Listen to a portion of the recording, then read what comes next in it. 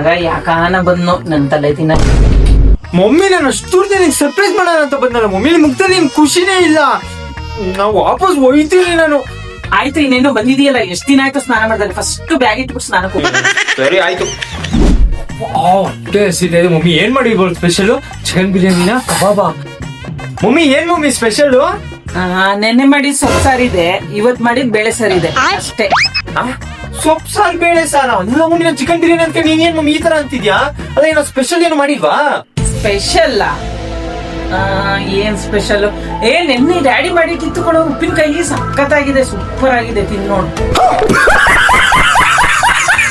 ಏನ್ ಮಗ ಮನೆಗೆ ಹೋಗಿ ಫುಲ್ ಎಂಜಾಯ್? ಅದೇನ್ ಚೆನ್ನಾಗಿದೆ ಅದು. ಹಾಸ್ಟೆಲ್ ಇಂದ ಮನೆಗ್ ಬಂದಾಗ್ಲಿಂದ ಕೂತ್ರು ಬೈತ ನಿಂತ್ರು ಬೈತು. ಒಂದು ನೋಡು ಫೋನ್ ಅಲ್ಲಿರು, ಬಂದು ಬಿಟ್ರೆ ಸಾಕು, ನಮ್ ಜೊತೆ ಮಾತುಕತೆ ಇಲ್ಲ ನಿಂದು, ಬರೀ ಫೋನ್ ಅಲ್ಲೇ. ನಿನ್ ಜೊತೆ ಮಾತಾಡಿದ್ರು ಬೈತು ಕಣ.